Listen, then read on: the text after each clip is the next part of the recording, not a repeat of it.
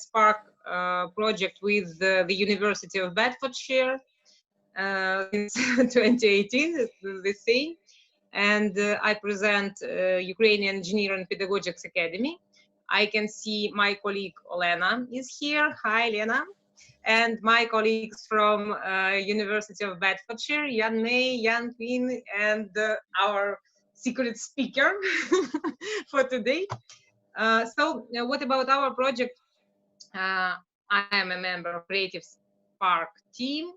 And in our project, our project called Create Creative Entrepreneurs, and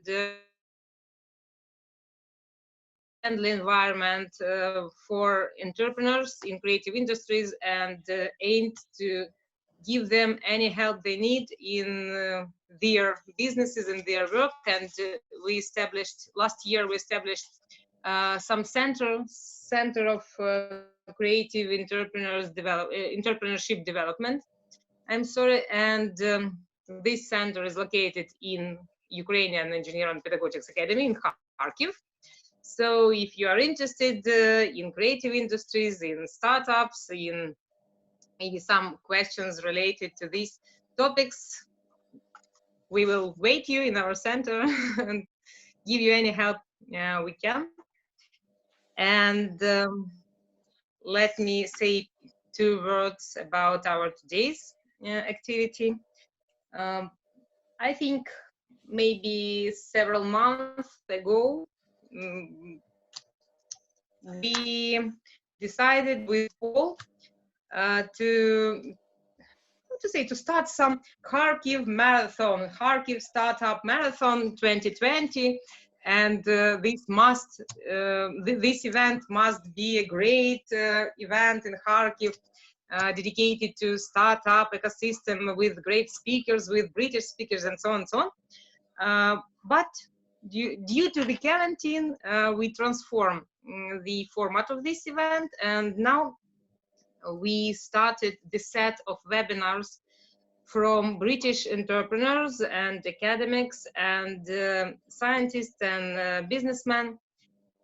And the main topic is, it's our common event with Paul, and the main topic is creative industries, startup systems, entrepreneurs.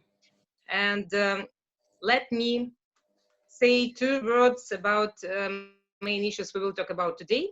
The first we will talk will be what needs to become an entrepreneur. Then we will talk about entrepreneurs' character trails and why these are important, and how entrepreneurs make decisions and manage their businesses. And the main issue is who will be our secret speaker. It's our surprise. Let me introduce him. So I have the whole page with his awareness, with his performances. So now we start our webinar with Emeritus Professor of Entrepreneurship at the University of Bedfordshire, Dean of the Business School and Pro-Vice Chancellor till 2015, Academic Accountant and Entrepreneur, Professor of Small Business at Cranfield School of Management, Director of 3i European Enterprise Research Center, President of ISB, visiting professor at Harvard Business School, USA, and Open University Business School, the United Kingdom. The person who launched the English Graduate Enterprise Program and the Small Business Program, author more than 30 books and hundreds of articles and research reports. So, Paul Burns.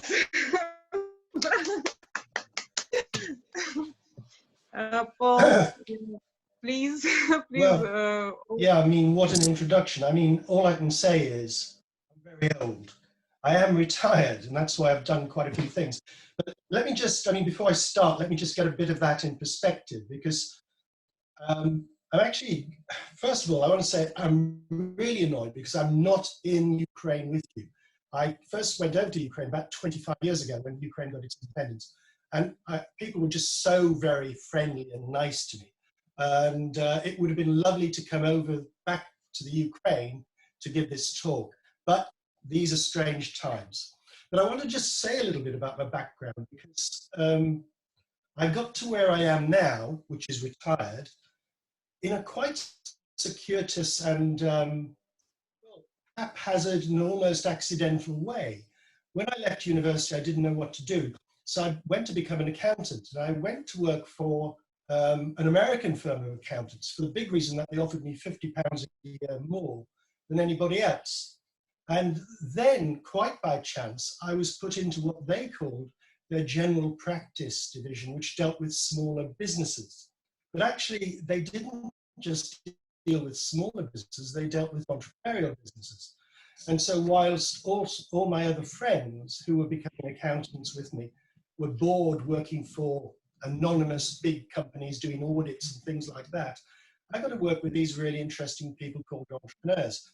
And I mean, that decided me that really I wasn't going to stay being an accountant. What I was going to do was go out into the world of business. But I thought I'd go and get a master's, an MBA qualification at the business school first, because my first degree wasn't in business. I went to Warwick University Business School. And what happened there was they sort of said, would you like to apply for a post coming up? Which I did, and I got. And I thought, well, this was wonderful. In those days, lecturers only worked half the year. So we had half a year to think deep thoughts and do other things like go on holiday. But I did enjoy it, but I was a very junior member of staff. But if you think about it, this was back in the 1970s, and all of the business schools were teaching big business things. And I was literally the only person in the business school who knew anything about entrepreneurship, who knew anything about small businesses. So I got to be the expert in the business school, the only person, in fact, who knew anything about entrepreneurship. And in that was wonderful. That was great. And that got me my first chair, my first professorship at Cranfield. There I ran a research center, which was funded research center for venture capitalist company 3i. But I got to not only research small business and entrepreneurs, I got to write about them, I got to teach them and train them. But you know, if you're a teacher, people often say those people who can't do it, they teach, don't they? They always teach. And so over a drink in the bar, an entrepreneur would say to me, well, if you know so much about entrepreneurship, Paul, why don't you do it? And after 10 years at Cranfield, this sort of got to me. And I thought, why not? So I decided to quit. Now, nobody really in their right mind would resign from a business school and set up their own business, but I sort of did it. And for 5 years, ran my own business. And I'm going to tell you, I hated it.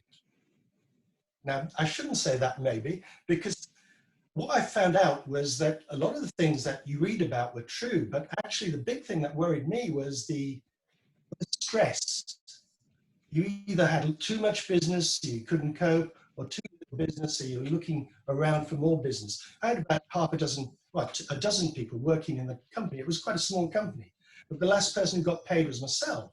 So, you know, if we had a small number of very large clients, lots of money coming in, but it came in quite irregularly. So my bank balance went up and down and up and down. And at the end of the day, I found this very stressful. And I realized how risk averse I really was. So at the end of the day, I thought, Paul, you've learned a lot, but you're actually not enjoying things here.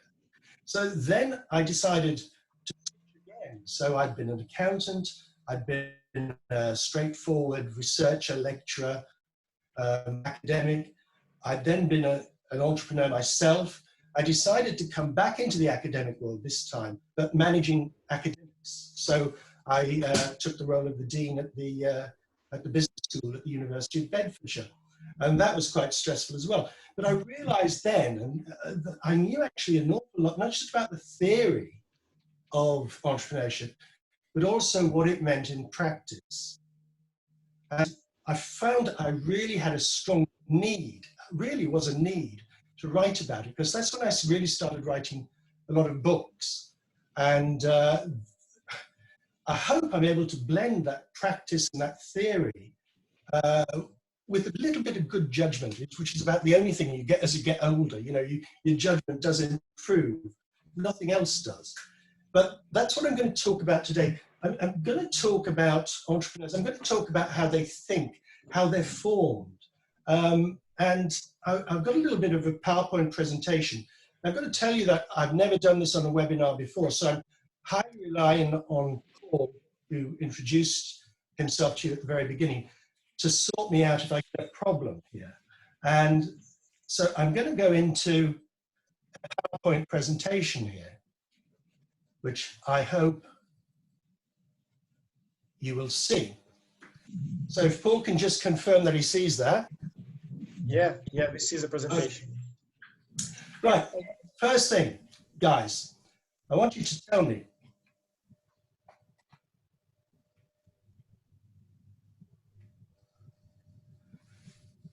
can you spot an entrepreneur? I want to know how many entrepreneurs you think are in this bunch of fictitious characters.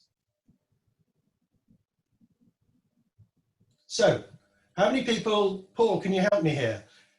How many people think there are 5 entrepreneurs? Yeah, guys, can you please put the number of entrepreneurs that you see on the picture from the presentation? 1, 2, 3, 5, so etc. I think it's 4 persons. Can you please write it in the chat? Yeah. So, we see 5, 2, 3, 5, 4, 3. So we have very various answers. Well, I guess you recognize at least a couple of people here. Yeah. This person, Jobs. This person, Richard Branson. Anybody else you recognize? I think the first person is Mark Zuckerberg, yeah? No. Okay. That's Simon Cowell. Do you know Simon Cowell at all? He is a millionaire, he is an entrepreneur, he manages pop groups. And in the UK, he was responsible for a number of television programs. Probably the most famous one was The X Factor. So it's a talent show. Now, as far as I know, these 2 characters are virtual characters from The Simpsons. And not real. They may, I think, in one case be entrepreneurial, but I think this guy is a bit of a techie, but they're not real entrepreneurs, and they're certainly not real millionaires. So 3 of our people are, and they're very different. While Stephen Jobs is he's basically involved in technical innovation, Richard Branson is responsible for the Virgin logo, the Virgin brand, and he's more sort of, well, he's anything actually, anything from telephones to aeroplanes. Simon Cowell, as I said, is entertainment. So you can make your money, you can become a millionaire entrepreneur doing just about anything. And they're really not terribly recognizable unless you actually get to look at them. And I think what you need to do, let me just see if I'm going the right way. We're having a little bit of a problem here.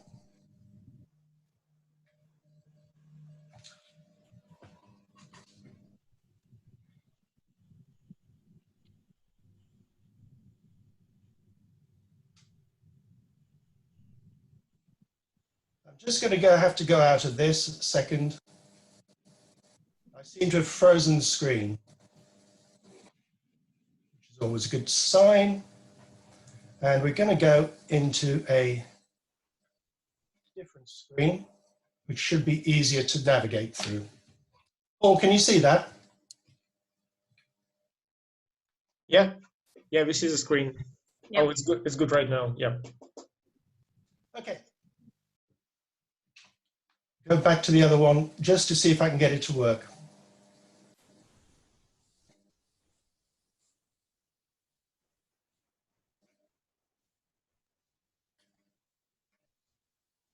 No, I can't get it to work. We'll try again. One last time.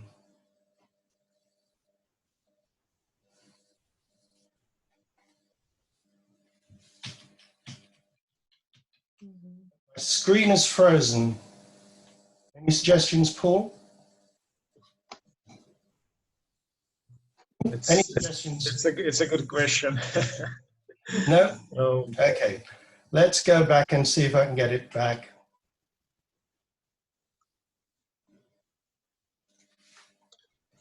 It's probably something with permissions over your screen share. Okay. So, what do you need to be an entrepreneur? You need a good business idea, but actually for many people, this is a big stumbling block. It really is. I can't find a business idea that's worth pursuing. But actually, once they get into it, it's pretty easy to find a good business idea. There are literally hundreds, if not thousands, of business ideas out there. And there are techniques, there are methods that you can use to try to home in on business opportunities where you are. And I sat with a class of MBA students, and within a space of an hour, we've managed to come up with a good 100 business opportunities. There are lots of business ideas out there and lots of business opportunities that people can pursue very easily if they have the right skills. And that is an issue because you really do have to know a little bit about business, a little bit about, if you like, not just the theory of business, but also the practicalities of business, how it actually works. There's a lot of good practice out there, and a little bit of experience, a little bit of knowledge can go a long, long way. So you need a business idea, you need some skills, but you also need to have the character of an entrepreneur to be able to pursue that route. Because when I set up my own business, I had a business idea. I even had clients to go with it. I certainly had the skills because I'd been a professor of business for 20 years. But did I have the character that it needed to set up my own business? So let's explore that a little bit further. What do you mean by character? Well, it's about, are you entrepreneurial? Well, the last thing you want to do is ask your mum, your dad, your friends, because they'll all have different ideas about whether you are entrepreneurial. What does it actually mean? And what does it mean in terms of you? Do you have that character trait, those character traits? So let's just talk about the research, and let's just talk about what makes up that entrepreneurial character. Because looking at the character traits of entrepreneurs has got a long, long history. I mean, it's 30, 40, getting on to some of the research studies are nearly 50 years old. So there's a long track record of research into the character traits. And I think most people would generally accept that there are some fundamentals here. There is that strong need for autonomy, that strong need for independence.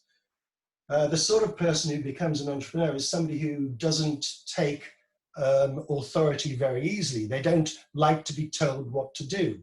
They prefer to perhaps be a little bit alone. They certainly prefer to do what they want to do rather than what they've been told. So that strong need for autonomy is a fundamental element of the entrepreneurial character. There's a strong need for achievement. And notice the word need. Yes, I should stress that. It's a need for achievement. You can achieve very little, but if you have a low need for achievement, you can be very happy with that low level of achievement. But if you've got a high need for achievement, the level of achievement that you have to have is very high. So you can have a very high need for achievement and achieve quite a lot, but actually you're still unhappy.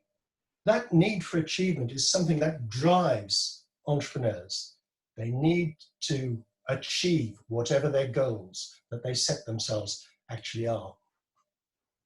The third element in this jigsaw puzzle is what's called an internal locus of control. Now, the easiest way to explain internal locus of control is to explain what an external locus of control is. External locus of control means that other people control you, fate, destiny. What is somehow your fate is ordained in the stars. You cannot affect it. An internal locus of control means that you believe that you can affect your destiny. Nobody else is pulling the strings. You can affect the outcome of your life through hard work, through whatever. And it's that combination of a strong need for achievement and a belief that you can control the outcomes of your action that creates a drive in the entrepreneur that is often not there with other people. So that drive is something that makes them want to work 24 hours a day, 7 days a week, sometimes ignoring family, sometimes to the detriment of their personal or life or health. But it's a drive towards whatever the business that they want to set up is concerned with. It's very much focused on that business and that business objective. The next element in the jigsaw puzzle is creativity and innovation. Now, they're not creative people in the artistic sense. They're creative in the sense of business innovation. They will find a way of doing, the way of making a business idea operational that is different to other people. So they will find some uniqueness, some difference that will help them make that business a success. So they're more creative, they're more innovative, but in a different way to many other people. And there are many tests of creativity, but you know, creativity is a very broad church. I mean, you've got artists on the one hand, you've got scientists on the other. You've got scientists, you've got entrepreneurs, a whole range of different people who can be creative within their own sphere of activity. And then the final element in this jigsaw puzzle is the entrepreneur's ability to live with risk and uncertainty. And this is certainly what tripped me up, because whilst entrepreneurs aren't necessarily risk takers, they are happy to live with a measure of uncertainty that many of us don't like. Uncertainty makes many people stressed. It makes me stressed.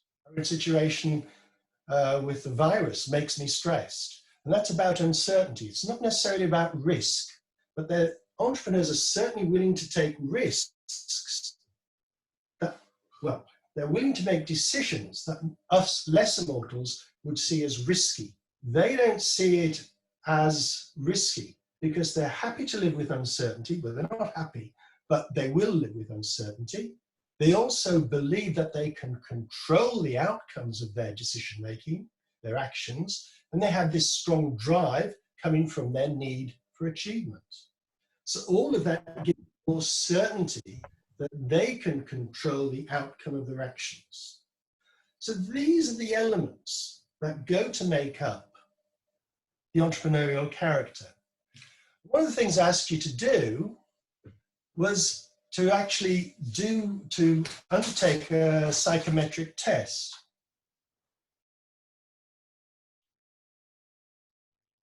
Called the General Enterprise Tendency Test. Let me just pull this down and we'll have a chat about that. This is the test.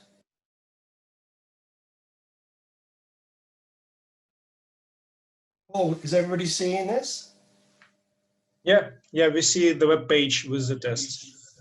Okay, and I asked you to complete that earlier on. It only takes about 2, 3, 4 minutes. And bring it in with you, because some of you will be entrepreneurial, some of you will not be, but it would be interesting to have a little discussion about what that means to all of you.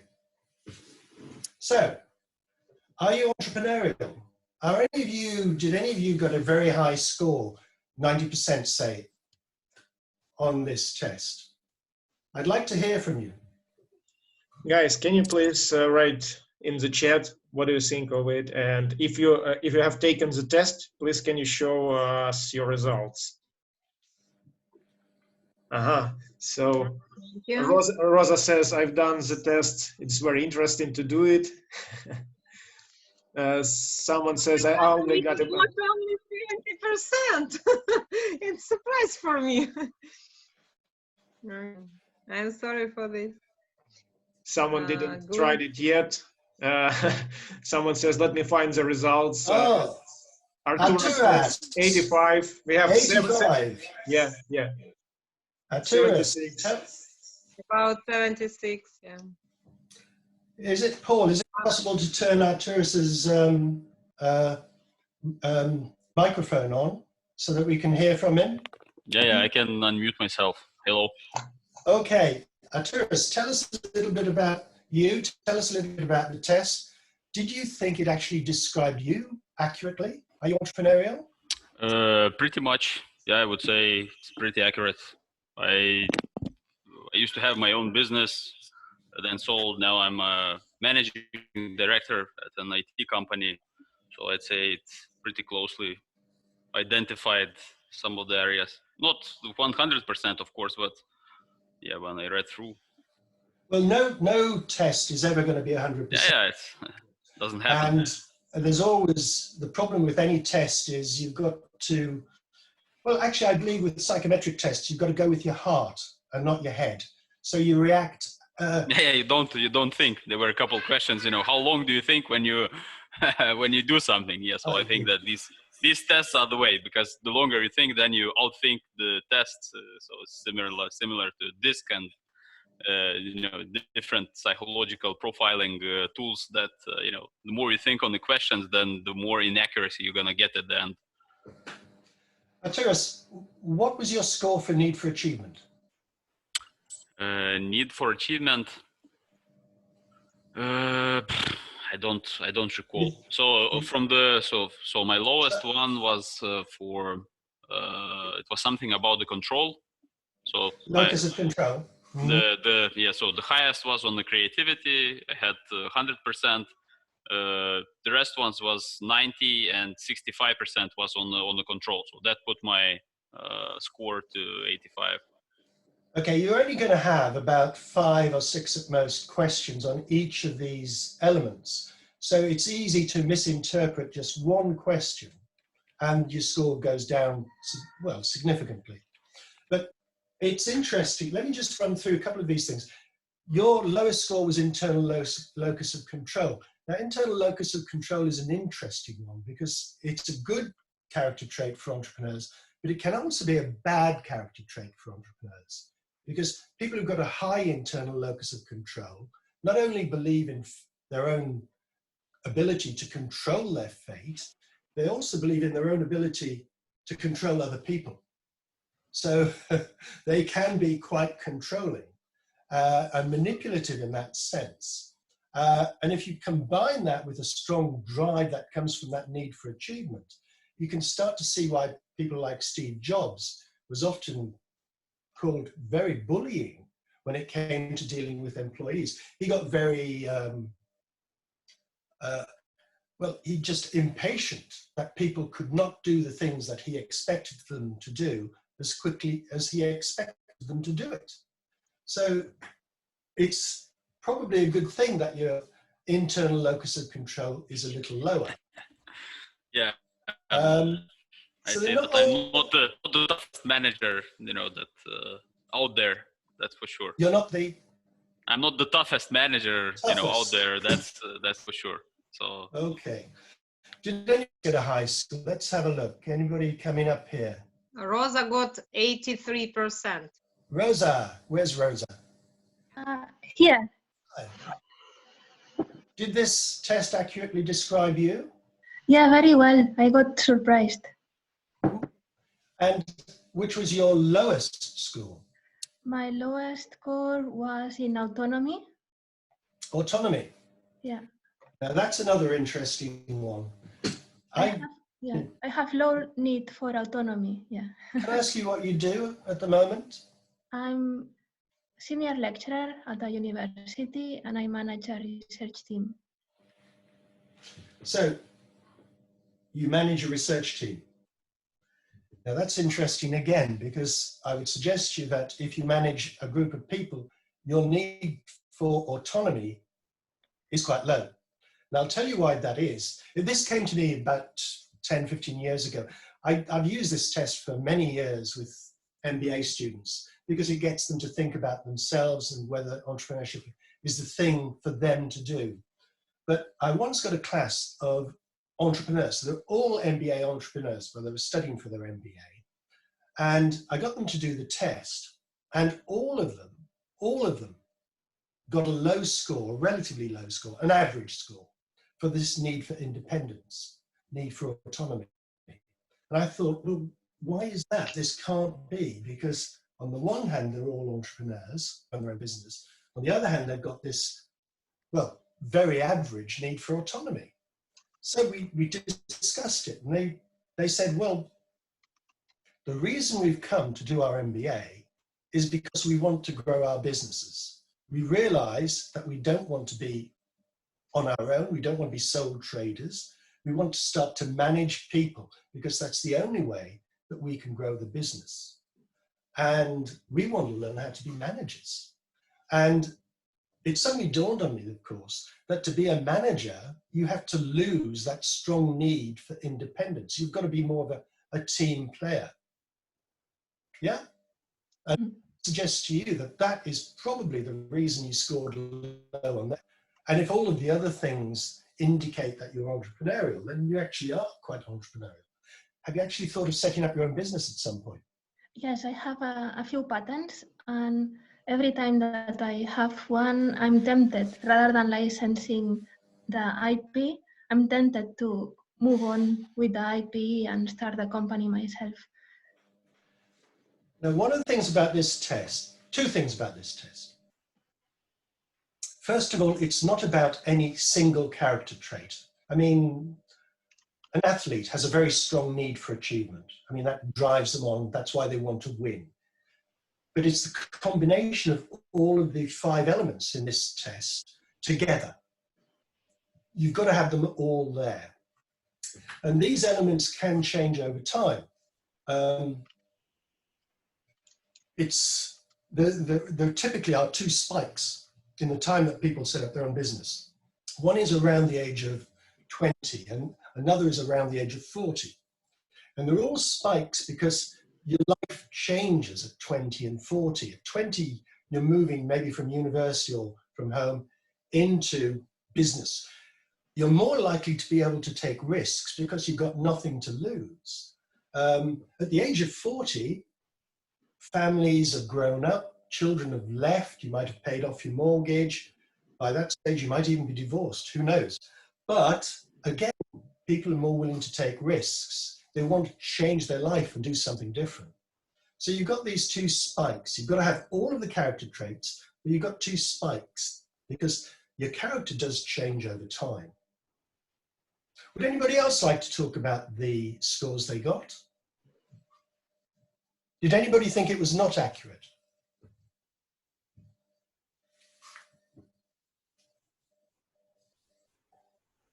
Quiet. Paul, did you take it? No, unfortunately, I didn't have time, but I will do this. I will do this for sure. Not to worry. Not to worry. Now, the other thing about this test is it doesn't tell you you're going to run a successful business.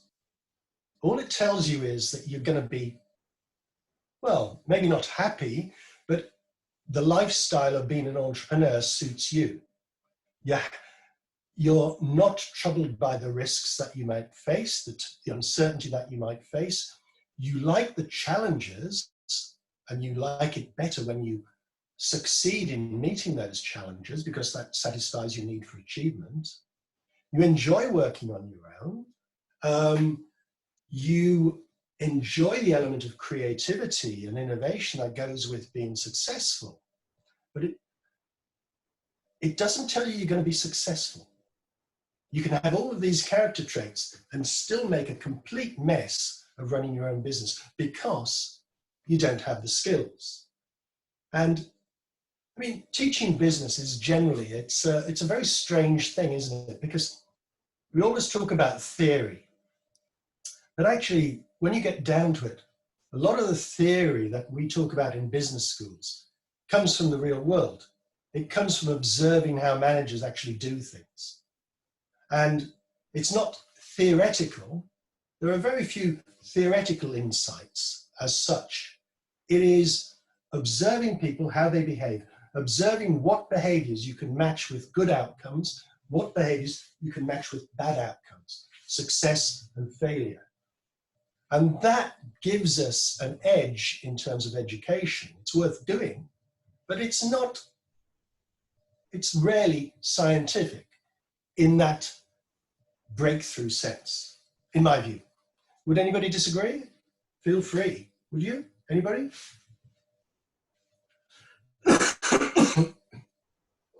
No, complete silence. Okay, so where are we? Let me go back to my slides.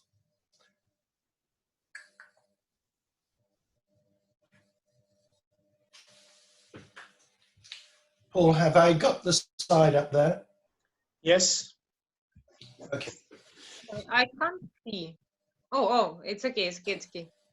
Okay.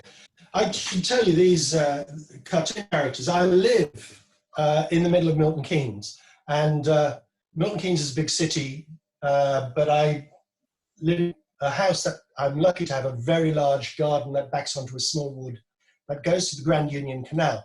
And on the other side of the Grand Union Canal is a place called Simpson. So I thought I'd do a Simpson entrepreneurship lecture. So Simpson characters today. So we talked about the character traits of entrepreneurs, and that element of creativity is involved in finding a business idea.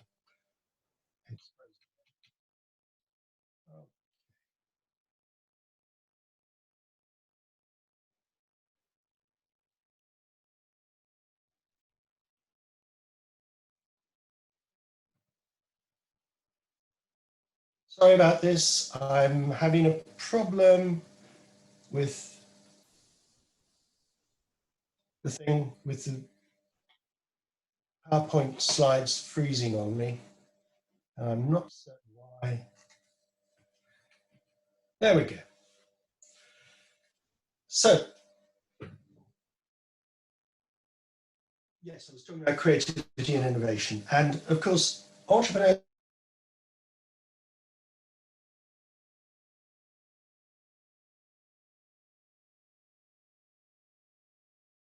and I just want to briefly talk about this idea of them.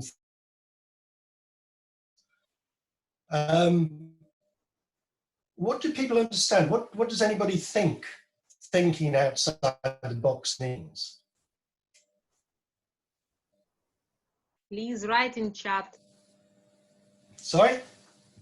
No. I talk to our participants. Okay, if anybody'd like to tell me what they think thinking outside the box means, that would help.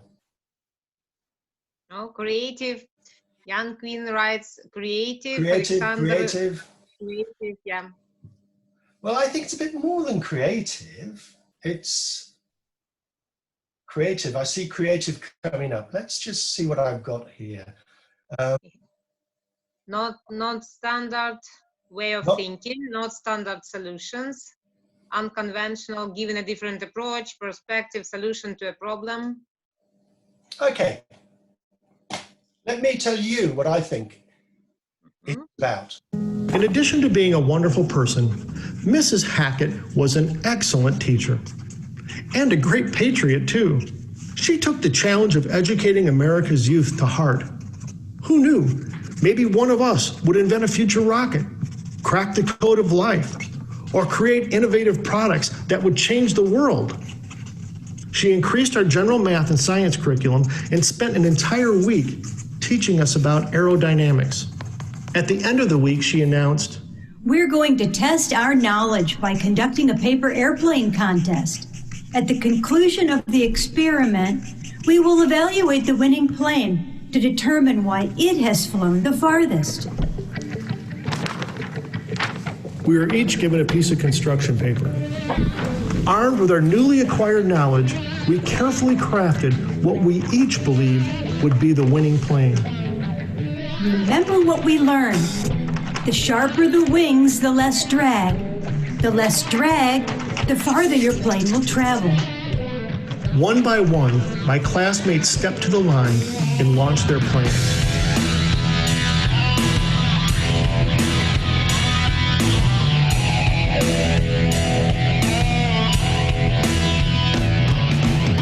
A few planes barely flew 5 feet, while others traveled surprisingly far. The class was ready to declare a winner when Mrs. Hackett noticed one boy had yet to take his turn. Come on, Jeff, hurry along. Everyone waited with great anticipation. And then Jeff revealed his masterpiece. As the crowd began to snicker, Jeff responded accordingly.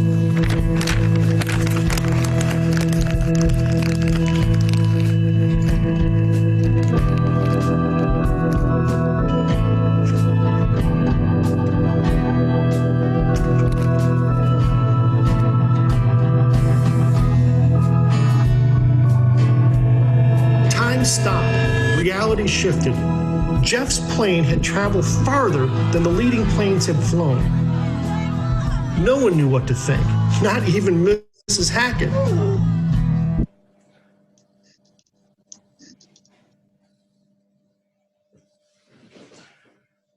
I think that explains thinking outside the box better than I could ever explain it, because it shows you why you do think inside the box. Because we're trained to think inside the box. We're trained to conform. Mrs. Hackett there was conducting a class on tools.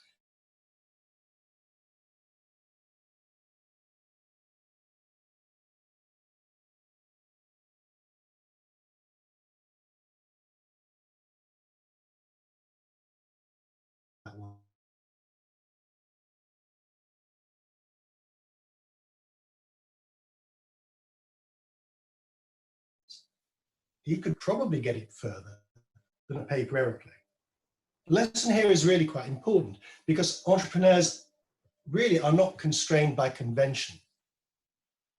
They think outside the box because they dare to think differently to you and me, because they are not constrained by what I might call the dominant logic of their society, of their family, of their religion, of whatever cultural group influences them. That's really quite important. But what they have instead is this free thinking, but focused on the objective. What is the best way of getting that piece of paper as far down the corridor as possible? So it's focus again. It's a need for achievement again, but it's thinking outside the box. It's not being constrained by other people's thoughts. And that's the way really successful businesses are made. People thinking outside the box. Easy to say, easy to say. I know it's easy to say. But let's just see if I can get my PowerPoint to work again. Because I'm going to have to go out and back in. We'll try it one more time. Because I believe there are some skills that you can learn that can help you do this.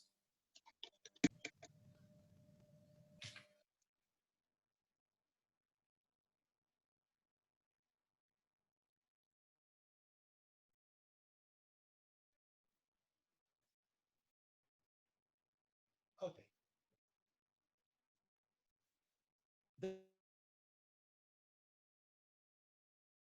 And if practiced, they help creative.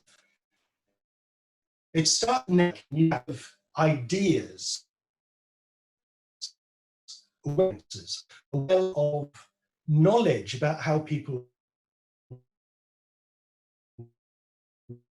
work. It's very difficult to tell you about.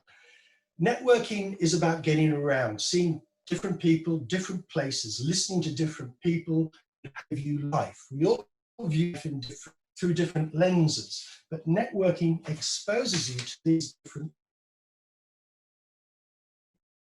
lenses. So networking is a core element in these discovery skills. Now, these 5 study American academics did, a 6-year study covering 3,000 US CEOs, where they took those CEOs who were not innovative and contrasted them to 25 well-known entrepreneurial innovators. One of them was Mike Lazaridis, oh, difficult for me to say, and he was the boss of Research in Motion that invented the BlackBerry. Now, his networking took him to, well, basically he just observed that Coke machines could wirelessly tell the distribution center that they needed refilling. And he sort of pondered on this, and he thought, why can't we get some way of communicating wirelessly information as I wander around a room, around a building? And that led to the formation of BlackBerry. Now, there's an important underlying point here. Most people walk through life blind. They don't actually observe what's going on, really. They've actually got to combine this with this next skill. There we go.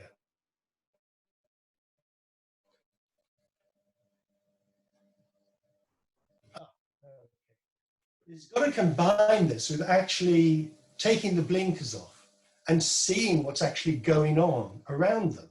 So if you network, you go around, you're exposed to different experiences, but you've actually got to observe what's going on. Now, another of the entrepreneurs involved in this study was Howard Schultz, who's famous for the Starbucks coffee chain. And he went to Italy once, and he loved going to these espresso coffee bars. He loved the romance of the bars. He loved the theater that they created around a mundane thing of making coffee and drinking coffee. And then he brought it back to the States, and that's how Starbucks was formed. The next skill is questioning. I mean, probably the most important question, the second most important question for educationists is the question why. We encourage students to question, ask why. Why do we do things in certain ways? But actually the most important question is probably the question, why not? Why can we not do it in a different way? And in this case, Peter Thiel and Max Levchin of PayPal fame, they were his role model for this one, his example for this one, because they said, well, why can't money just be transferred between people in some sort of electronic way?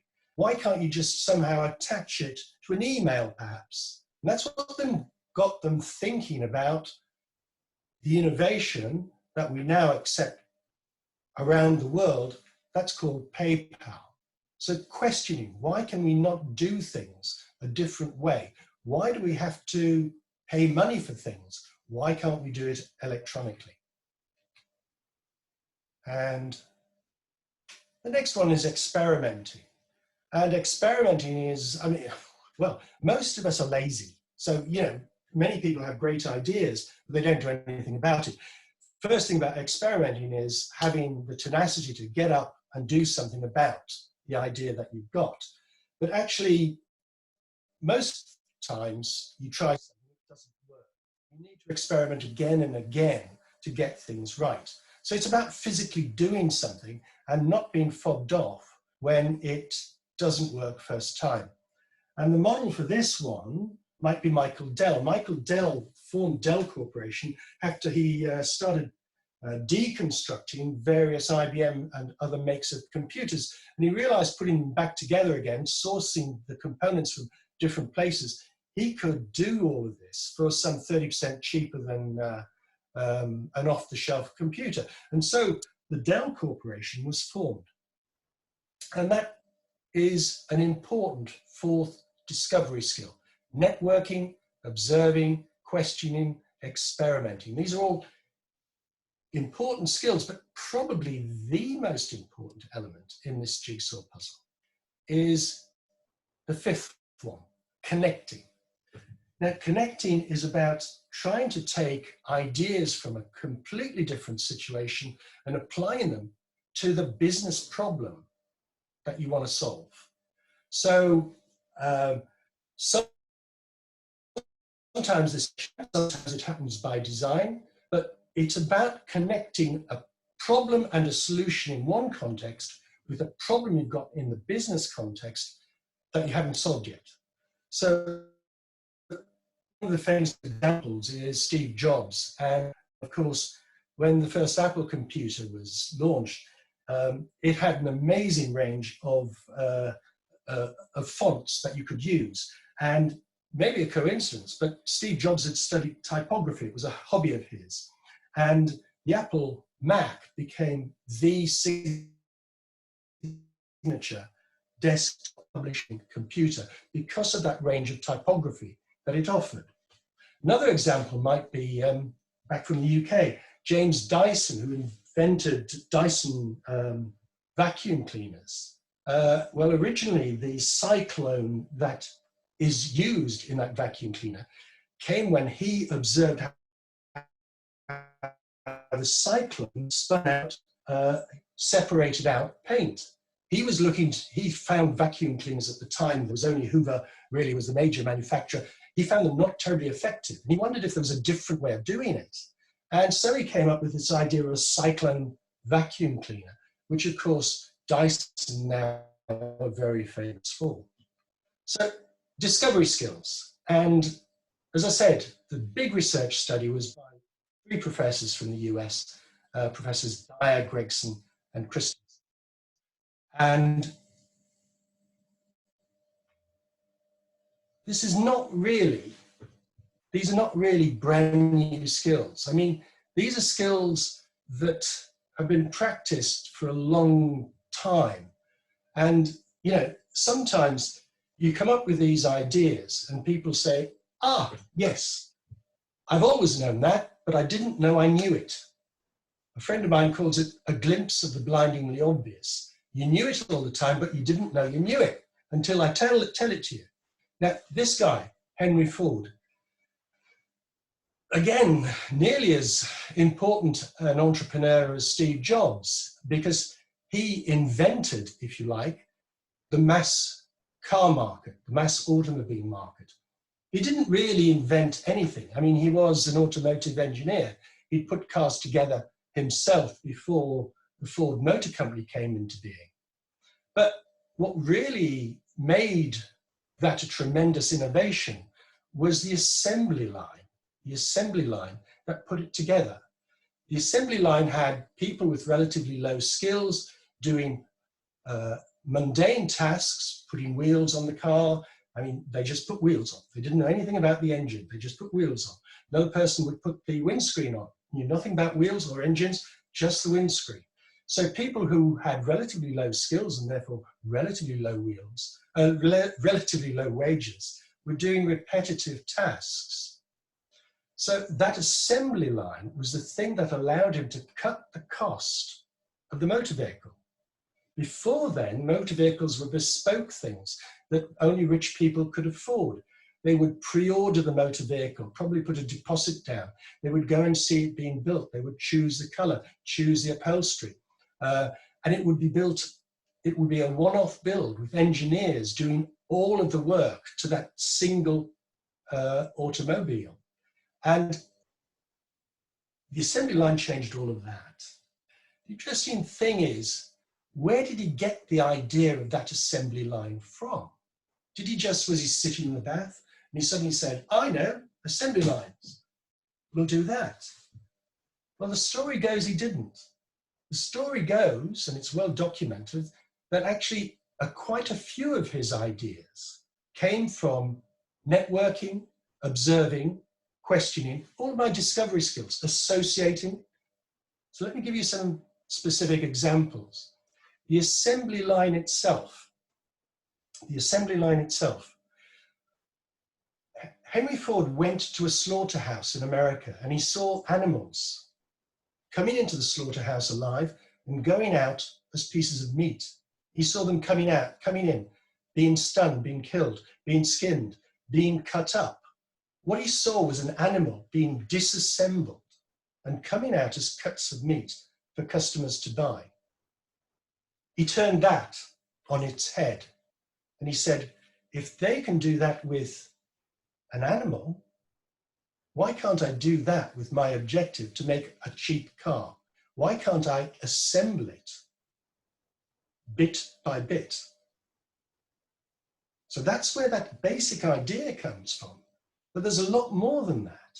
Because, I mean, one of the problems is people doing repetitive tasks get bored.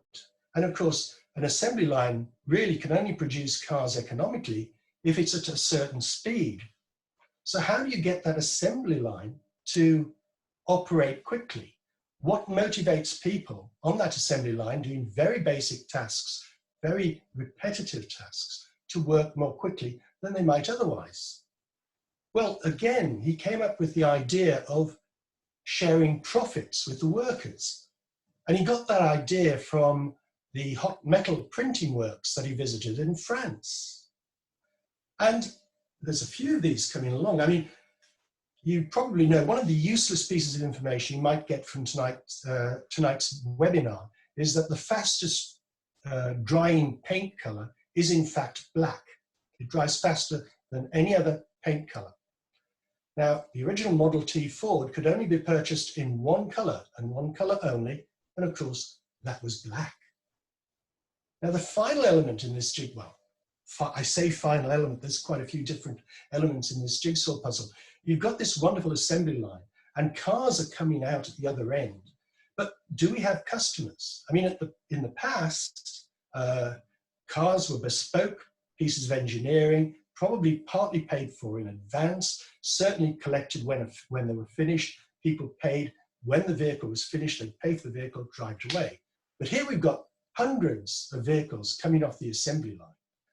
And really, you can't have people coming to collect them in that way.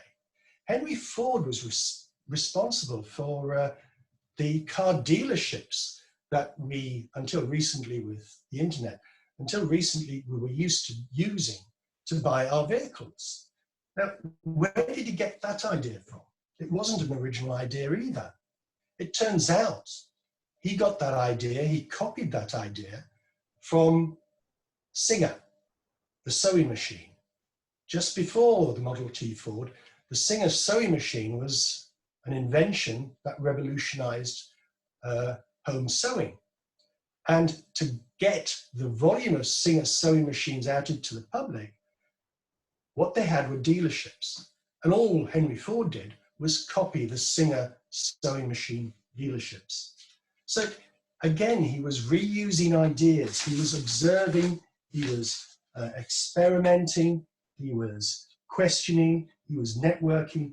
Above all, he was connecting ideas from different contexts to the problem that he faced, producing a mass-produced vehicle that would sell to everybody. It ain't rocket science. And actually, I believe if you practice these 5 skills, these 5 discovery skills, you can become more of an entrepreneur. But of course, just like riding a bike, you've got to actually practice them. It's no good just reading about them. So, oh, one other thing, yes. You might have noticed the visual, the PowerPoint just changed.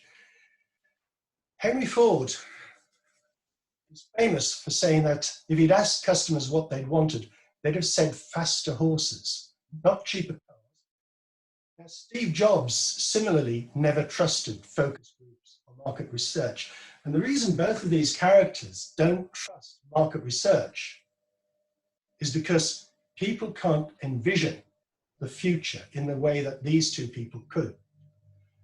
They have a view of what is possible that other people do not think is possible. They do not believe in fate, they do not believe in destiny. They believe that they can control and influence that fate, that destiny. So Henry Ford said, if I'd asked customers what they'd have wanted, they'd have said faster horses, and I wouldn't have produced the Model T Ford. So just a little lesson there about the problems of trying to do market research if you've got really quite a radical innovation. Okay. Paul.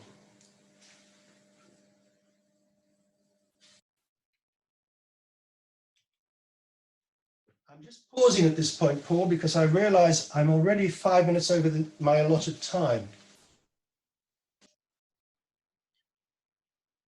No, actually, we have 1.5 hours for the lecture, so. Okay, right. Let's talk about the discovery skills then first. What do you think of those skills? Do you think those are skills that you can practice? Do you think they are useful? Please write in chat. Christina.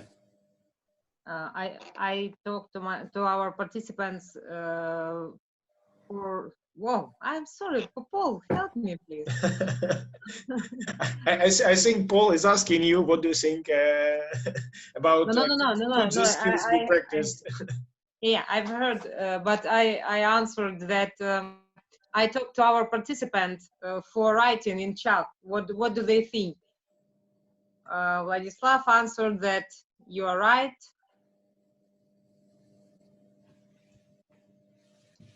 So I think Vladislav means that all the skills can be practiced. Yeah, can be practiced. Larissa, sure, 100%. Yeah. So I've also, if you're interested, I've got these 3 American professors. I've got one of them who's been kind enough to give us an interview to talk about these discovery skills. Would you like to see it? Yeah? Okay, let's see if I can share this screen with you.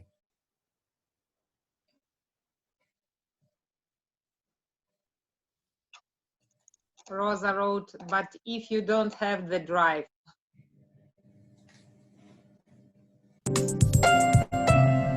Welcome to the HBR IdeaCast from Harvard Business Review. I'm Sarah Green. I'm here today with Jeff Dyer, whose latest book is The Innovator's DNA, co-authored with Hal Gregerson and Clay Christensen. Jeff, thanks so much for being here. It's a pleasure. Thanks for inviting me. In the book, you talk about the 5 skills of disruptive innovators. How did you settle on these 5 skills? What are these 5 skills?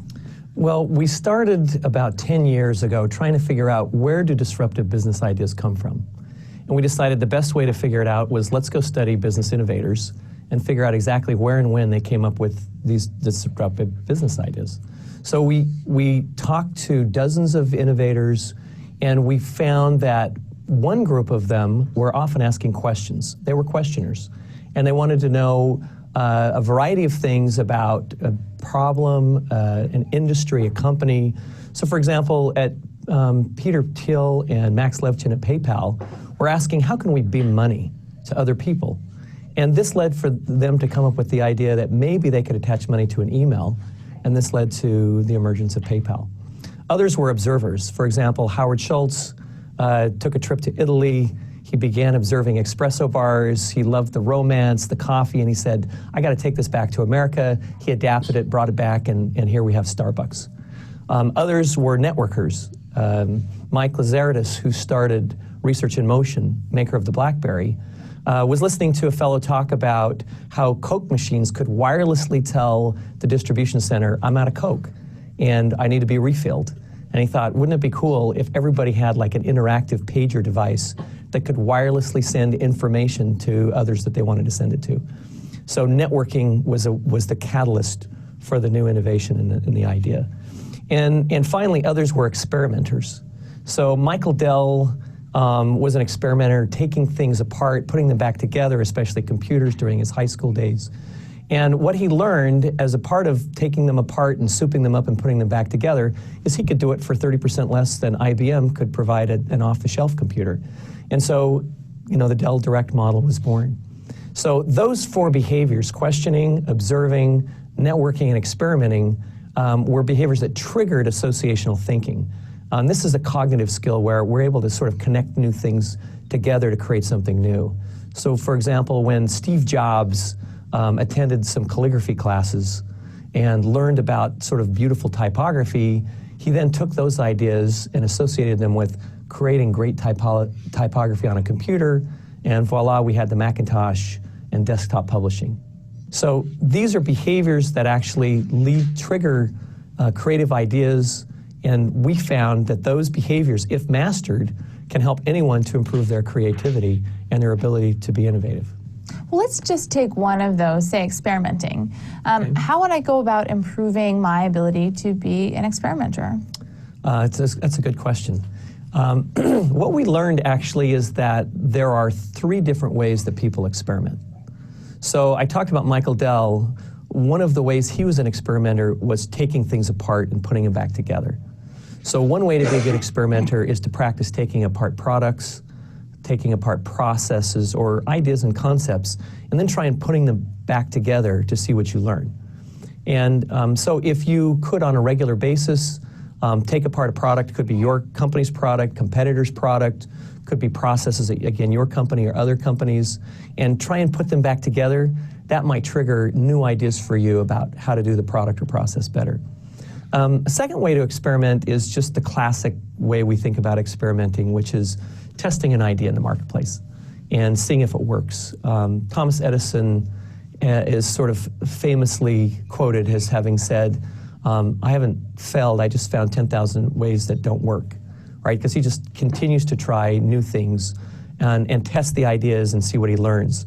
So in our interviews, the innovators often said, I launch a pilot, I run the experiment, let's try it and see what happens. So it would be regularly trying to pilot something or test something and to see how it works and to see what you can learn. And the third way of experimenting is simply being an explorer. Visiting new countries, companies, environments, learning a new skill like Steve Jobs did when he learned calligraphy and then brought that to the Macintosh computer. So just trying on new experiences, trying out new things, not even testing ideas, that's another way that you can sort of experiment and then bring that knowledge as you try and creatively problem solve. So if you wanted to sort of help your team master some of these skills, how could you go about encouraging them to do so when they may feel they're already very busy with their real jobs? Sure. Well, at first it may feel like this is extra work. But let's face it, if your company doesn't do anything new or different in the next 10 years, 10 years from now, you'll be way behind. You've got to do new things. So the first step is you got to create a culture and a set of processes that encourage people to question, that encourage them to challenge the status quo, and to legitimize that that's okay here in our team or in our organization. Second, you got to create some processes and time for them to go observe, whether it's observing customers, whether it's observing other companies. For example, Google and Procter & Gamble actually organized employee swap. For about 2 months, their marketing and HR employees just went and lived at the other organization to see how they did things. And then they brought those ideas back to their company. But you got to make time for observing if you want your team to be innovative. Of course, networking is another thing you can do, giving them opportunities to go to conferences, bringing in people from the outside, maybe a weekly lunch where you bring in someone that has a different background and knowledge to talk to your group, to give their perspective on your problems and challenges would be another way you could sort of build networking skills in your team. And finally, of course, experimenting, it's run the experiment, launch the pilot, let's be willing to try new things, let's see what we learn, not having a culture of we're not going to try things because we might fail is really important to helping your team be innovative. Well, that's a good place to start. I know there's a lot more in the book. Jeff, thanks so much for talking to us. Okay, let me come back. Let me stop that share. So that, I hope you found that interesting. It touched on another issue actually, and that is, can these skills be used in a big company as opposed to a startup?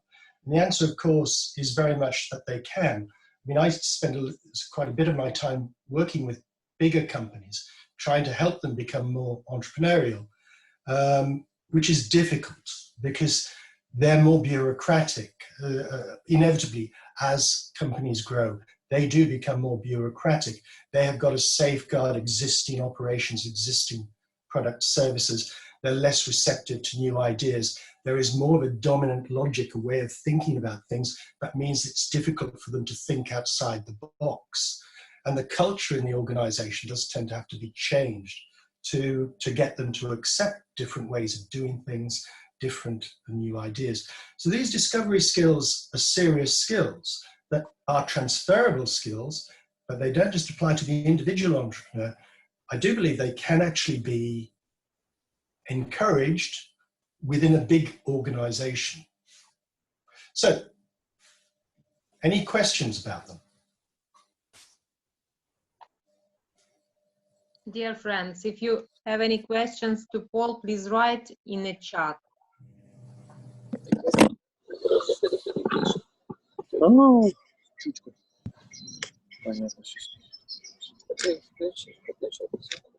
Нет. Sorry, guys, we hear you speaking. Can you please turn off Your microphone? Microphone, yeah.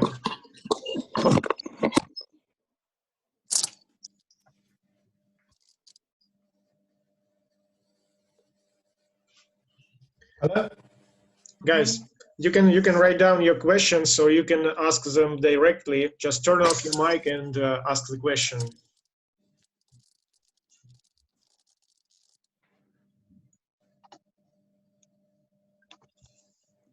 Don't be shy. Yeah. Go ahead. Yeah. Okay, let's just draw it a little bit to an end.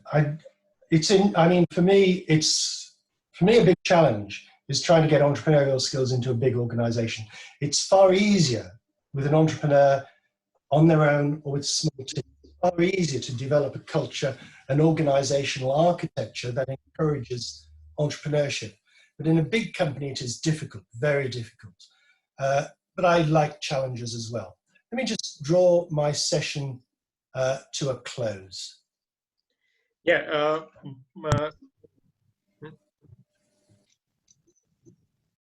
And I wanted to talk very briefly about how I think entrepreneurs manage, because I do think that they manage in a different way to big company management. They manage based on relationships. And by that, I mean, somehow they form relational contracts with their employees. And that's a bit like a family. A family has relational contracts. I care for you if you care for me, sort of thing. There's got to be something in it for both parties. And that develops into big networks. It's a spreading set of relationships. And that breeds a whole world of benefits: loyalty, commitment, enthusiasm. It also generates information about what's happening in terms of the marketplace, the threats, the opportunities out there, information about where partnerships might be developed. So fundamental to how entrepreneurs manage is that they manage by relationships. They don't manage by memos, they don't manage by email, they manage by walkabout, by seeing people, to talking to people, forming relationships with people. So I'm having problems again, whoops.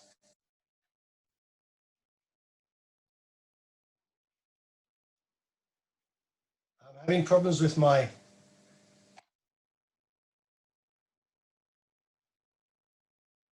Okay, I'm having problems with my PowerPoint presentation.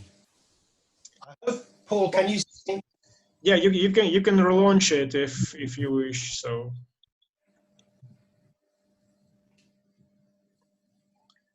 In the meantime, we have one more question from Irina. So, what can you say about the conditions of the development of entrepreneurship in Ukraine? Aha. Well, as I was saying to Paul, I was in the Ukraine 25 years ago. It was a very different Ukraine to how I think it is now. I think I need to come out there and see it, is the quick answer. I am certain it has changed for the better. When I was out there 25 years ago, there was not a lot of entrepreneurship going on. It was just when Ukraine had just been formed, and it was the fall of the USSR. So it was a different world to the way it is now. Okay, let's see if it's working. No, it's still not working. Let's pause on this slide. the next element in this jigsaw puzzle is their approach to risk. As we said before, that they are willing to take risk more than individual people. They're willing to live with uncertainty. But this element of information that we get from their networks actually feeds into their approach to risk management, because what they do is take incremental steps. They don't do the big discounted cash flow analysis, you know, go, no go, boom or bust sort of decision. Incremental steps, small steps, each time finding out more about the uncertain environment that they are living in, and each time betting a certain amount on the outcome. So they'll invest small amounts, affordable losses, losses that they can afford if the information comes back, this business idea doesn't work.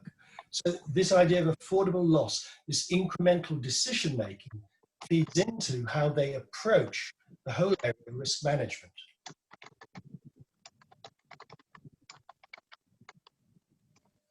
And then finally, they do have a vision of what they want to achieve. I don't think that vision comes to them when they set up the business. I think it evolves. And certainly the vision isn't something that big companies would identify with, because often the vision seems unachievable. It's like wanting to go from A to B, but there's a roadblock in the middle. So they've got to find a way around the roadblock. So all the time they say, well, we want to get from A to B, but we're not quite certain how we're going to get there. And that feeds into this incremental decision making all the time. Each time they're moving their way around this roadblock, they're strategizing, they're thinking about how they might get around it and what they might do when they get around it. And of course, sometimes the roadblock shifts, it moves. So all the time when they're thinking of what they're going to do, they're creating options, strategic options. If this happens, then I'll do that. So this almost spider-like approach to decision-making, bit by bit, little by little, as more information comes along, gained from their networks of relationships, that tends to be how they manage. So what I found all those years ago when I was exposed to entrepreneurs was they were really exciting people. They were personable people. The accountants that I met in big companies and indeed in the accounting firm, they tended to be grey-suited people who tended to work by the rules more and weren't that interested in relationships. They were more interested in command and control, tell me what to do and do it efficiently. So it is a bit more like playing in a jazz band. In a small business, in an entrepreneurial business, you've got people who are going to be improvising in the band. People who are going to be playing along, taking the lead at different points, but they're all moving towards a certain goal. They know where they're going. They're not quite certain how they're going to get there. So a jazz band is a good analysis, a good analogy, I should say, of what an entrepreneur does. So I'd just like to thank my cast of characters from The Simpsons who've helped me through this presentation, and take down the slide so that I can say, finally, are there any questions? Guys, please shoot your questions into chat or directly to Paul.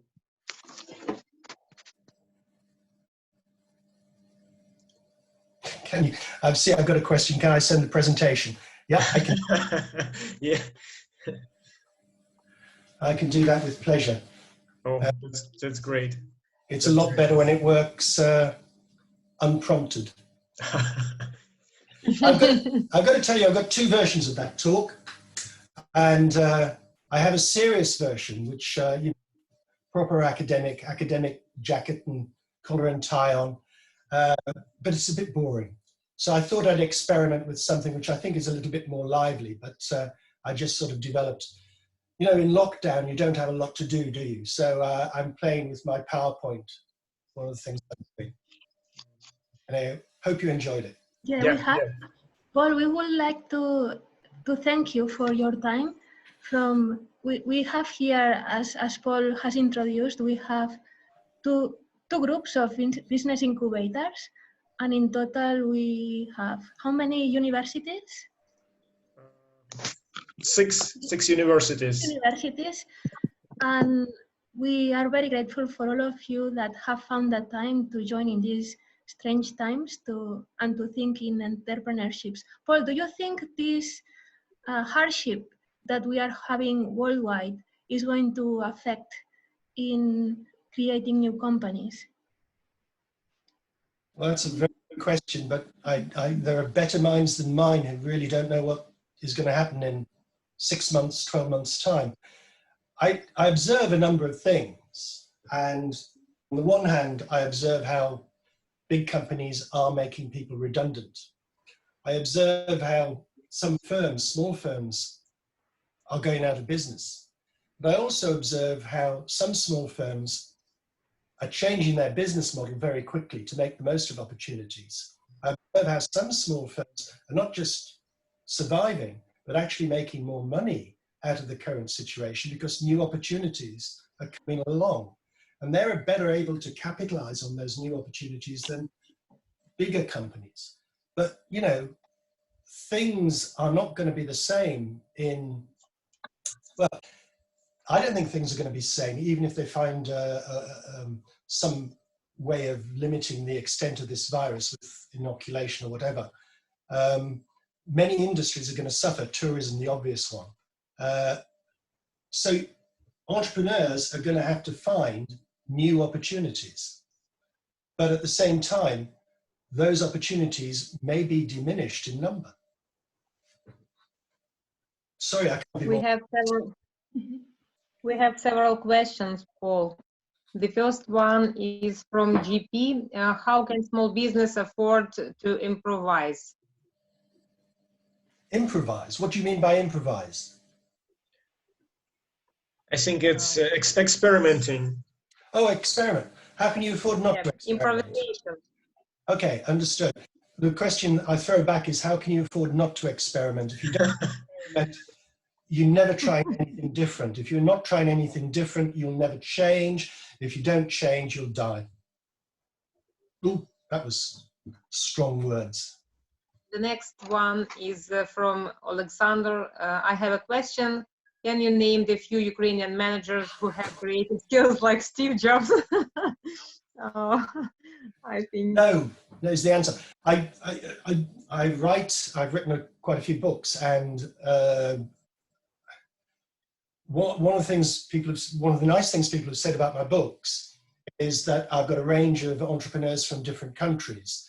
You know, if you buy an American book, Americans only think, well, they don't believe the world exists outside of America, and it's all about Americans.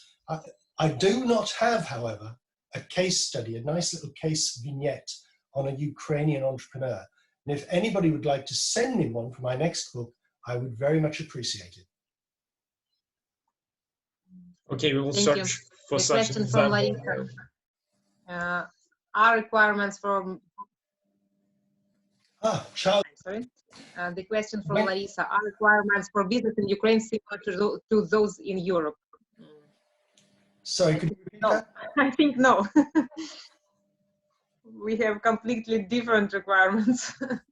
Oh yeah. No, of course they're not. You've got very different requirements indeed, I'm certain.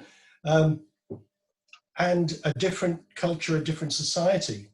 But I will bet you anything that there are just as many, if not more, business opportunities in the Ukraine as any other country in the world. I mean, most people, as I said, they go through life, well, many people go through life blind. Most people go through blinkered. But what I've been trying to tell you about is these discovery skills, which make you aware of what's going on. And if you practice those discovery skills, there's going to be hundreds, if not thousands, of business opportunities in Ukraine. I'm certain, absolutely certain. I think maybe Larissa means that requirements not for doing business, but for a mindset, entrepreneurial mindset, maybe. The requirements for entrepreneurial mindset. Well, yes, the entrepreneurial mindset is partly set by the society that you're in. So different countries do have national cultures which are identifiably different to each other. And one of those elements is in a number of countries, for example, people will do what they're told. They regard authority as authority. Whereas in the West, we don't. I mean, we like to question, we like, if somebody says do something, you want to try running a business school, I tell you, with my academics, and Jan will support me in this, you tell an entrepreneur, you tell a business school academic to do something, they'll do the opposite. That's quite a Western trait, trying to be different, not regarding authority as authority. But other countries do, and that inhibits this questioning. It inhibits the need for independence. It inhibits it creates an external locus of control. Go back to the character traits. It makes people believe that somebody can and does dictate their future. And that is quite a fundamental difference for entrepreneurs. I've done a lot of work out in Oman, and in the Middle East, of course, they have a problem, which is a high reliance on oil and gas income. And of course, most of those countries are aware that their entrepreneurial base is quite narrow, very narrow indeed. So the Omani government are trying to encourage entrepreneurship. They're very aware that their whole culture is based upon a low internal locus of control, effectively, because it's about the culture, not just of the country, but also to some extent the religion of the culture, religion of the country. And they want to push that in the direction to make people more entrepreneurial. And that isn't a quick thing to do. That isn't something that can be done overnight. But I've done a lot of work over there, and they are succeeding slowly in changing the culture of that nation. Thank you. We have a question from Arturas. When do you think entrepreneurship roots take place? In childhood? If yes, what we should teach our children? Okay, so before I answer that question, I don't know how Dmitro Dubilet is, but I'd love to know more about him. If somebody could send me the details. Yes, if somebody's posted that they think he's the best entrepreneur in the Ukraine. If you send me details, a small case study on him, I will do so. Childhood, yes, childhood's very important, but it's only part of what makes you who you are. I have 3 boys, and the 3 boys are so very different in character. You know, they're brought up in the same family, but the character that they have, they're now in their 30s, derives from their family, it derives from the school they went to, the universities they went to, the work they've done, the friends they've had, the religion, well, they're not religious, but the culture that you have derives from so many different sources, not just childhood. So there's another element to your question, I think. And I would believe that all of those things form the mindset. They influence the character of the entrepreneur. Some people would say, and I'm not one of them, but I've got to respect what they think, that people are born with certain character traits. Somehow their brain is wired up so that they have these character traits hardwired into them. To some extent, that may be true. I've yet to see some evidence of that, but I'm not an expert in cognitive theory. I do believe there is a lot of evidence that you can influence how people become through a whole host of cultural groupings that they work through, including parents. But, you know, just a silly example, just because a child turns out to be, I don't know, a murderer or something like that, doesn't mean they've taken that trait from their parents. my childhood somehow. Not always, anyway. Thank you. Okay. So and Dmitro is getting a lot of positives here, but I'd love to know who he is. Yeah, he's the creator of the first online banking in Ukraine. Ah, okay. It's a bank in your cell phone, in your smartphone. So you can send money, receive money. And it's connected to your bank account. Right.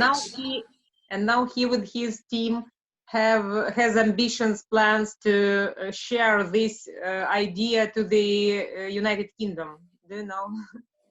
They have, I don't remember, I think like cats or quotes or something like this, like cat, but not really. Like Koto Bank, I think. So I'd love somebody, please send me some more information about it. Okay. Okay, Paul, I'll send it to you. Yeah. Thank you. Okay. Any more questions? I have a question, a small question. He's also from a minister. I have a question. We have two words, and can you clarify what's the difference between mindset and skill set? Because I read some articles about entrepreneurial mindset and some about entrepreneurial skill sets, and what does it mean? What's the difference between these words, between these terms? Well, skill set is normally physical, the things that you can do. Although, of course, some of the things that you do, you've learned how to do them. Mindset are your cognitive facilities. Mindset is, if you like, how you think. Not what you think, but how you think. So,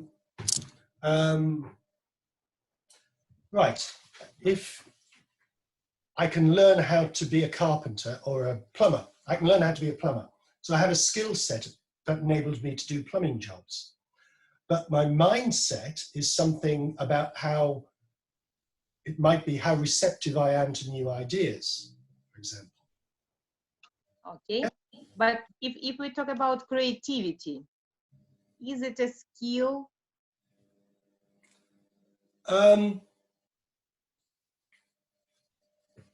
Is creativity a skill? Yeah. That depends. This doesn't sound like an answer, but it depends. It's what academics say, it depends. I'm not going to answer the question. I know I'd make a good politician. It depends. If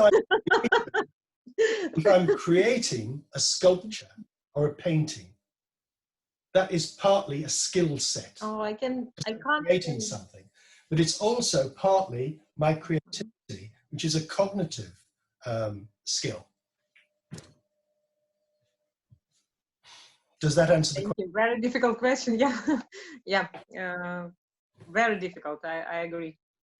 So skill set might, I guess one way of looking at it is if you apply a set of cognitive skills to a practical situation, they can become a skill set. Thank you. Do you have any questions? Maybe the last one from me. So, Paul, can you please tell us, if you had such a chance one more time, would you try run your own business once again? In Ukraine. I'm also reading that this entrepreneur was also a former minister, so there's a lot going on there, I think. No, answer your question, no, I hated it, absolutely hated it. And I'll tell you what decided me finally to quit, to stop doing it. We had a couple of very big contracts. Indeed, I mentioned it. I was going out to the Ukraine virtually every month at one point. And we had a dozen people going out. And I was asked by the British government to go out there with a week's notice. Big contract, hundreds of thousands of pounds. It was spread over a couple of years. But they said, just get some people out there. We need somebody on the ground as quickly as possible. And we were happy to oblige doing that without a contract. Now, I don't know if any of you have worked for governments before. Trying to get paperwork through a government takes forever. We were also at the time working for one of the big banks in the UK, developing some teaching materials on a computer. So it was digital learning materials. Now that business, that contract wasn't going well because the original work that we're doing, just the original stuff didn't work to start with. And I was intelligent enough to set a contract which was paid by stages. When we got certain things running, we get a stage payment. So we planned that we get stage payments over a 6-month period before final completion. We got 3 or 4 months into this and the whole thing wasn't working. So the cash flow was non-existent. And of course, meantime, this big contract with the British government, well, they weren't getting the contract out to us. And of course, they wouldn't pay without a contract because, well, they're government, they're bureaucratic. So they were telling us, you've got to get people out there all the time. You've got to have people out there all the time, but we ain't going to pay you any money. So we got to a point a few months into both of these contracts, and business was heavily in overdraft at this point. And, I'd given personal guarantees with my house, so forth. I was waking up at 3 in the morning thinking, oh my God, what happens if government doesn't pay, if the bank doesn't pay, and these things go wrong, I'll lose that. I didn't like that at all. I couldn't sleep. I hated it. Now, both contracts turned out fine. I mean, the government paid up. Of course they would. Eventually they signed the contract. And then, after 6 months, £500,000 sort of tumbled into a bank account. Whew. But, the last person to get paid every month is the owner.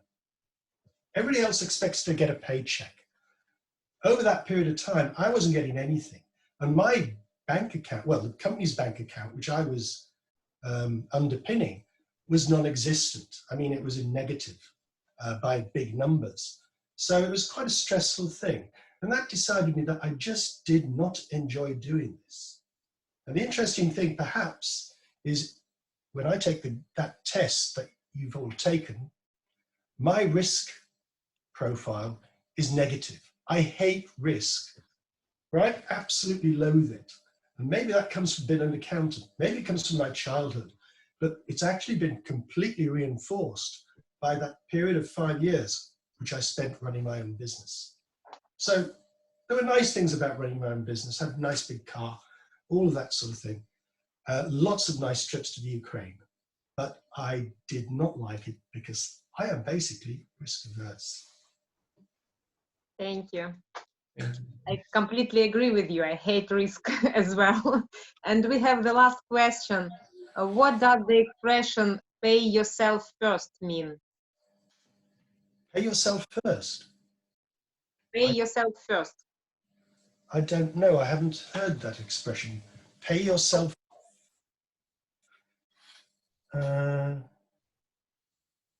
No idea. That's from admin to everyone.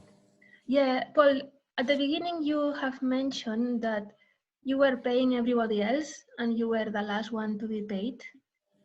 And I think admin refers to this.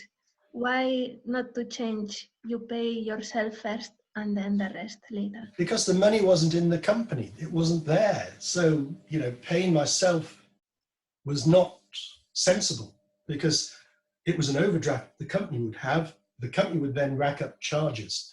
So, ultimately, if we didn't get the money into the company, I would have lost out. So that's why I didn't pay myself first.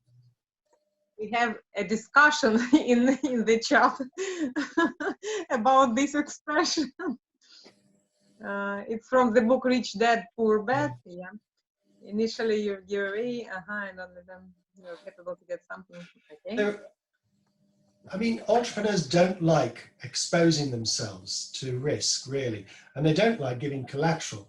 And there's many ways that you can minimize the risk that you face. One ways they do it, as we saw in that last slide, is by making incremental decisions. So you take decisions step by step by step, each time getting more information about the uncertain future. And that is a typical way they do things. But there are some, and each time investing only a certain amount, so that if you lose it, you can afford it. I mean, with me, I'm not certain how much I could afford. I probably could have afforded it, but I certainly didn't like doing that. But that's what they do. The other way a lot of them do it is, and I've seen this so many times, is they set up separate companies. So each, I'll tell you a true story. Somebody that I know very well set up a pub, and it was a pub that brewed its own beer, but he wasn't certain it was going to work. So the next time he set up a pub that brewed his own beer, he set it up as a separate limited company, right? And he ended up with a dozen of these companies. When I talked to him about this, I said, why have you done this? Because this is not a sensible way to structure your company, your organization. And he said, well, Paul, I always thought every pub brewery would fail. So I just set it up as a separate limited company so that I shielded one pub brewery from the other. There's another technique. There's loads of techniques like that that entrepreneurs use to avoid risk. Thank you. So, do you have any questions? Dear friends, I want to, many thanks. I agree. Oh, thank you, Yan Mei, but it's our joint initiative with Paul, our Ukrainian Paul. So, dear friends, we are going to have another webinars with Paul Burns, next week for teachers, and on the 4th of June,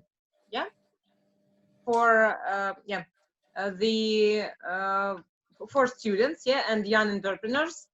So we invite you to all of those webinars, except that webinars, we are going to have some webinars unfortunately without Paul Burns, but if you want to participate like a guest, we will be grateful for you. So if anybody has any things that they'd like me to talk about in June, well, I think Paul is probably is it yourself, Christina, or is it Paul? They should let know, and then I'm happy to try to accommodate that in my talk, which will probably be a more serious one, therefore. But if there's any topics they want me to talk about, please let either Paul or Christina know. Okay, but I enjoyed your webinar so much. I can't say. I'm sorry, my English is too bad to say how grateful I am for you. It was very interesting. Thank you so much. Well, thank you. Thank you. Well, So we much. have the materials from the conference, Telegram or mail. Asks Alexander, we will send you by mail. Many thanks, Paul. Everyone is welcome. Oh, many thanks. Many thanks for you. Okay, thank you. Thank you. Thank you very much. Thank you very much, Paul. Paul. Yeah. I enjoyed this webinar so much. Thank you. Thank you very much. Everyone. My pleasure. Useful and interesting. Okay. Thank you for everyone. Hope to see everyone again. Yeah. Thank you. Paul, should I turn off or stay online? Oh, you can turn off. Thank you so much. You spent almost 2 hours or even more. Okay. So thank you. Let's keep in touch. See you in June. Send me information about this guy. Metro do Billet. I'll send you the PowerPoint display. Okay. Thank you. Thank you so much. Thank you, everyone. Bye. Bye. Bye. Bye. Thank you all.